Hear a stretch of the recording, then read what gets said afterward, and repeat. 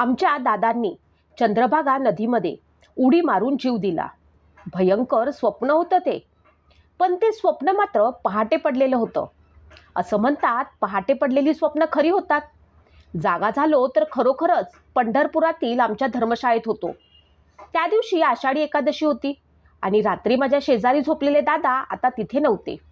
आषाढी एकादशीच्या दिवशी पंढरपुरातील लाखो भाविकांच्या गर्दीतून दादा गायब झाल्यावरती माझा गळहाटा झाला. दादा पंढरपुरात कसे हरवतील? जन्म झाल्यापासून वयाच्या 75 वर्षांपर्यंत ते दरवर्षी पंढरपूरला आले होते. त्यांनी सलग 50 वर्ष वारी केली होती. विठुरायाच्या नगरीचा त्यांना कोपरा न कोपरा माहीत होता. वय झालं की मरणाची वाट पाहण्याची, स्वतःचा देह गंगार्पण करण्याचा आणि पवित्र गंगेत देह ठेवायचा माझं भाग्य नाही, पण चंद्रभागेत मी देह ठेवू शकतो. माझ्यासाठी तीच गंगा. दादा असं एकदा म्हणाले होते. त्यावरती आम्ही त्यांना वेड्यातच काढलेलं. आजच्या काळामध्ये असा देह ठेवणं म्हणजे आत्महत्याच. दादांनी तो विषय नंतर कधी काढला नाही. पण आज त्यांनी तसा वेडेपणा केला असला तर मागच्या काही दिवसांपासून त्यांची लक्षणं ठीक नव्हती. माझी वारी बंद झाली, आता जगण्याचा काही उपयोग नाही, अशी भाषा ते बोलत होते. पंढरीच्या वाटेवरती पुण्यवंतालाच स्मरण येणार. एकादशीच्या दिवशी आलेलं मरणही चांगलं समजतात. आषाढी एकादशीच्या दिवशी चंद्रभागेत आलेलं मरण म्हणजे मोक्ष. जन्म मरणाच्या चक्रातून सुटका होण्यासाठी लोक काय काय करतात? पूर्वी लोक खास मरण्यासाठी काशीला जात.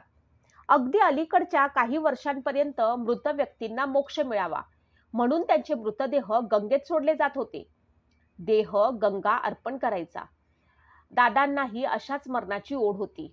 अशाच प्रकारे मोक्ष मिळावा म्हणून त्यांनी एकादशीला चंद्रभागेत उडी घेतली असली तर असं कृत्य त्यांच्या दृष्टीने मोक्षप्राप्ती, तर माझ्या दृष्टीने आत्महत्या होती. दादांना पोहता येत नव्हतं. नुसत्या कल्पनेनंच माझ्या अंगाला दरदरून घाम फुटला. आमच्या गावच्या धर्मशाळेत त्या सकाळी पाय ठेवायलाही जागा नव्हती. गावच्या दिंडीबरोबर वारीत आलेले भावी, खास एकादशीच्या विठ्ठल दर्शनासाठी रात्री मुक्कामी आलेले लोक, तसेच त्यांच्या नातेवाईकांनी धर्मशाळा भरून गेली होती. वारीत 15-20 दिवस चालून थकलेले वारकरी आज हक्काची विश्रांती घेत होते. कळसाचे दर्शन घेऊन परत धर्मशाळेत येऊन बसायचं, एवढंच दिवसभराचं काम. पहाटे जाग आली आणि दादा दिसले नाहीत. त्यावेळी वाटलं ते शौचाला गेले असतील, पण नंतर वाटलं आंघोळ करत असतील, मग वाटलं पाय मोकळे करायला गेले असतील. बघता बघता 9 वाजले आणि माझा धीर सुटला. उगीच चर्चा नको म्हणून कुणाला काही न सांगता मी दादांचा शोध घेऊ लागलो. इतर सर्वजण निवांत असताना मी सैरभैर झालो होतो. आता चौकशी केल्याशिवाय गत्यंतर नव्हतं. तात्या दिसले का काकू? आमचे दादा कुठे आहेत? वाळवा, आमचा दादा कुठे आहे? मी ह्याला त्याला विचारू लागलो. इथंच असेल कुठंतरी, या वयात म्हातारं कुठं जाणार? वडगाववाल्यांच्या धर्मशाळेत गेलं असेल, अशी उत्तरं मिळाली. बाहेरगावी आल्यावरती सांगितल्याशिवाय कुठेही न जाणारे दादा न सांगता निघून गेल्यानं मी घाबरलो होतो. आमच्या धर्मशाळेत दादांबद्दल काहीच माहिती न मिळाल्याने मी त्यांचा आसपासही धर्मशाळांमध्ये शोधायचं असं ठरवलं. दादा आजोबांचे एकुलते एक मुलगे होते, पण नवसाचे पण, थोरले होते. आषाढी एकादशीच्या दिवशी जन्मले म्हणून आजोबांनी त्यांचं नाव विठोबा ठेवलेलं. आजोबांमुळे दादांचं वयाच्या पहिल्या वर्षापासूनच वारी काळातलं विठ्ठल दर्शन झालं होतं. दादांना कळू लागल्यावरती आजोबा त्यांना पायी वारीत घेऊन जाऊ लागले. माझा जन्म झाल्यानंतर आता मी पितृऋणातून मुक्त झालो म्हणत दादांनी आमच्या गावच्या दिंडीची जबाबदारी स्वीकारली. दादांनी न चुकता 50 वर्ष पंढरीची वारी केली. शेतकरी माणूस 12 महिने शेतात राबायचा आणि आषाढी वारीला हक्काची सुट्टी घ्यायचा. अलीकडच्या काही वाऱ्यांमध्ये त्यांना चालायला त्रास झाला होता, तरीही त्यांनी हट्टाने वारीचा सुवर्ण महोत्सव पूर्ण केला. यावर्षी वारीला जाता आलं नाही म्हणून दादा उदास बसले होते. मी वारीला गेलो नाही म्हणून त्यांनी आईपाशी कुरबुरही केली. शेवटी मलाच दया आली. आणि एकादशीच्या दिवशी कळसाचे दर्शन घडावं म्हणून त्यांना घेऊन पंढरपुराला आलो. अशा घटनांच्या पार्श्वभूमीवरती आज सकाळी दादा गायब झाले आणि इतक्या वर्षांच्या सुखाच्या सोहळ्याला गालबोट लागलं.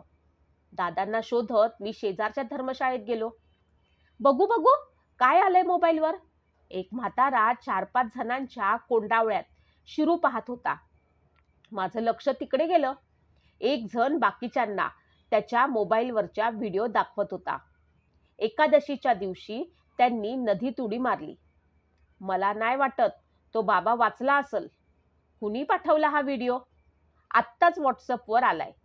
मी त्यांच्याकडे गेलो. समजलं की कुणीतरी पुलावरून चंद्रभागेमध्ये उडी मारली. मी तो व्हिडिओ बघितला आणि माझ्या शंकेचं खात्रीत रूपांतर झालं. दादांसारखाच माणूस होता. तोच पांढरा सदरा, तोच पांढरं धोतर, पांढरं उपरणं आणि तीच अंगकाठी. कल्पनेतील मोक्ष मिळवण्यासाठी लोक काय करतील याचा भरोसा नाही. आज तसा प्रसंग माझ्यावरती आला होता. माझ्या हृदयाची धडधड वाढली. श्वास थांबू लागला. आस न सोडू पाहणाऱ्या पायांना उचलत मी नदीकडे निघालो.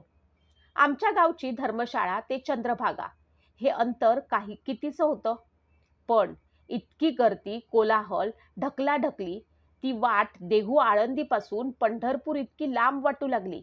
वारीची वाट, आपली वारी ही वाट चालू राहिली पाहिजे. दादा म्हणायचे आजोबा व त्यांच्या अगोदरही आमच्या घरचे पंढरपूरला जात होते. पण दादांनी जे सातत्य ठेवलं होतं ते त्या अगोदर कुणीही ठेवलं नसेल. गेल्या वर्षी दादांची शेवटची पायी वारी झाली आणि तेव्हापासून ते मला पुढच्या वर्षीपासून तू वारीला जा म्हणू लागले. मी हो नाही करत दिवस ढकलले. अगोदर पूर्ण वारीला जाईल, मग 3-4 दिवस जाईल आणि शेवटी वाखारीवर जाईल म्हणत मी यावर्षीची वारी चुकवली होती. नोकरीतून निवृत्त झाल्यावर नियमित वारी करायचीच आहे. काही वर्ष वारीत खंड पडला म्हणून काय फरक पडतोय, मी विचार करायचो. मी दादांना शोधायला नदीवर निघालो. मन चिंती ते वैरी न चिंती. नदीत उडी मारणारी व्यक्ती दादाच असावी. पंढरपुरात आलेल्या वैष्णवांच्या महासागरातून मी पुढे सरकत होतो. आसपासचा कोलाहल बाहेरच्या वातावरणात होता का माझ्या मनात? ज्ञानबा तुकाराम, विठोबा रखुमाई गजरानं आसमंत भरून गेला होता. पाऊस आल्यानंतर मुंग्यांनी वारुळातून बाहेर पडावं तसं लोक घरांमधून, इमारतीमधून, मठांमधून, धर्मशाळांमधून बाहेर पडले होते. एक मी सोडलो तर सर्वांच्या चेहऱ्यावरती चैतन्य दिसत होतं. रस्त्याने फिरणारे लोक तर होतेच, पण रस्त्याच्या कडेला लावलेल्या तात्पुरत्या दुकानातून प्रसाद, बुक्का, गंध, तुळशीमाळा, लहान मुलांची खेळणी तसेच कृत्रिम दागिने घेण्यासाठी थांबणाऱ्या लोकांनीही रस्त्यात अडचण केली होती. एकमेकांना ढकलल्याशिवाय पुढे सरकता येत नव्हतं. दादांनी चंद्रभागेमध्ये उडी घ्यायला निर्णय माझ्यामुळे तर घेतला नसेल. माझं मन मला खाऊ लागलं. आमच्या कुटुंबाची दरवर्षी वारी करण्याची परंपरा यावर्षी माझ्यामुळे मोडीत निघाली होती. मागचे 15 दिवस दादा माझ्याशी नेहमीसारखे बोलत नव्हते. त्यांचे मन उदास होते. वारी चुकल्याचं त्यांच्या मनात एवढं लागलं होतं तर त्यांनी मला वारीला जा म्हणून सांगायचं. मी नाही म्हणालो असतो का? कंपनीत सुट्टी टाकून वारीला आलो असतो. असे वेडेवाकडं करायचं काही गरज होती का? माझी चूक मी दादांवर लादण्याचा प्रयत्न करत होतो. वडिलांना आत्महत्या करायची वेळ यावी एवढा दुर्दैवी मुलगा जगात कोण असेल? दादांच्या मनातील तसले विचार मी कुणाला सांगू शकत नव्हतो.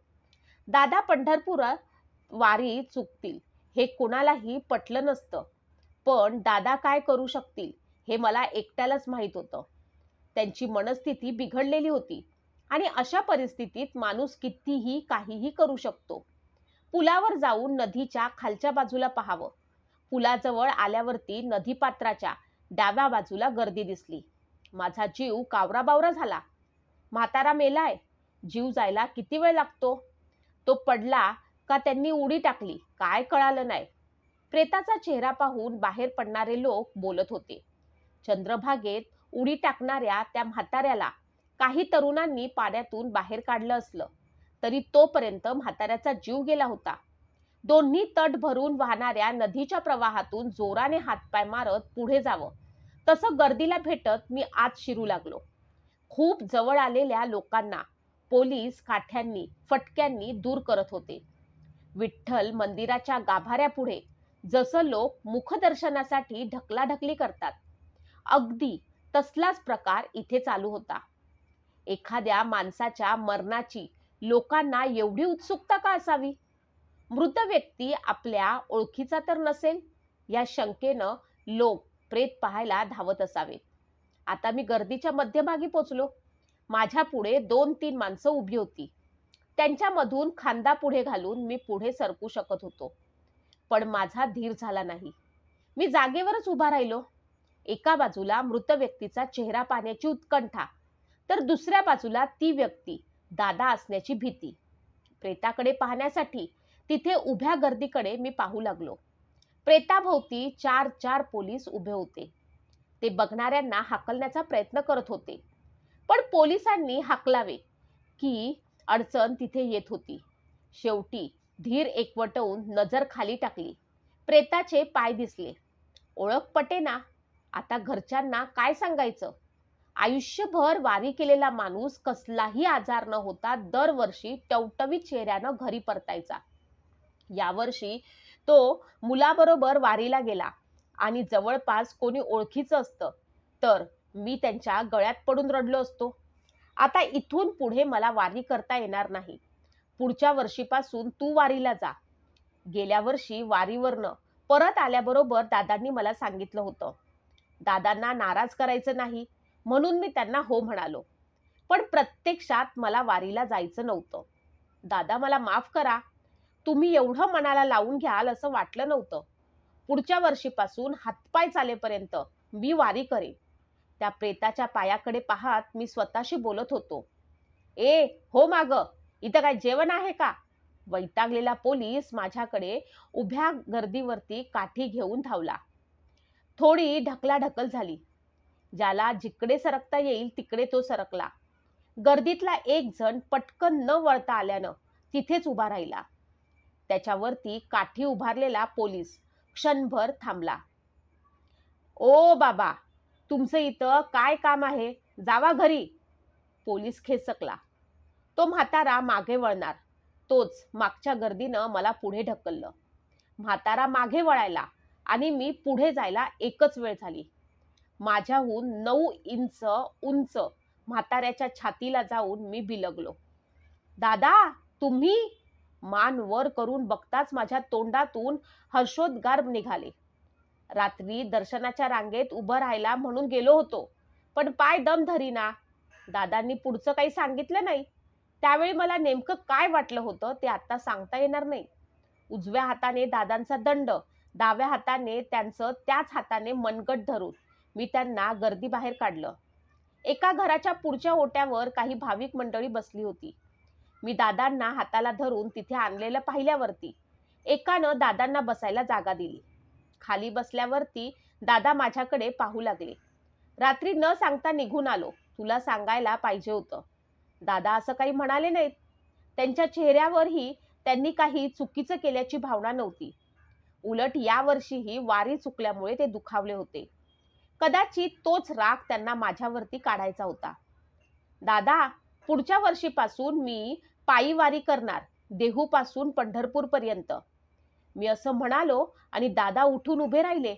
चेहऱ्यावर कसलेही भाव नसले तरी त्यांची शरीर भाषा बोलत होती.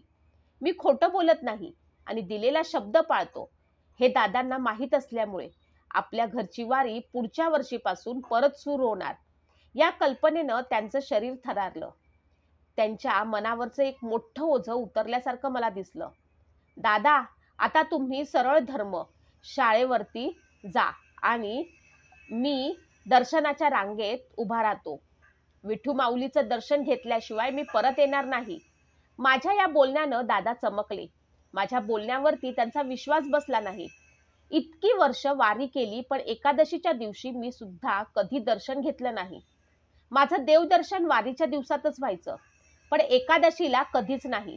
आज दर्शनाला 24 तास लागतील का 36 तास ते सांगता येणार नाही. दादा, मला दर्शनाच्या रांगेत उभं राहण्यापासून परावृत्त करू पाहत होते. इथून पुढे दरवर्षी आषाढी वारी करण्याचा माझा निर्धार त्यांच्यासाठी पुरेसा होता. यावर्षी आपली वारी चुकली, पण आज मी दर्शन चुकवणार नाही. दर्शनाला 1 दिवस लागो नाहीतर 2 दिवस. आता दादा माझ्याकडे पाहण्याऐवजी मंदिराच्या दिशेला पाहू लागले.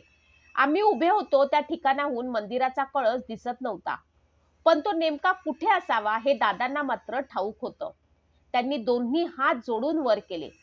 आषाढी वारी तसंच एकादशीचं देवदर्शन करण्याच्या माझ्या निश्चयाबद्दल दादांना माझं कौतुक नव्हतं, कारण हे सर्व करणारा, करवून घेणारा तो विठ्ठलच आहे, अशी त्यांची भावना होती.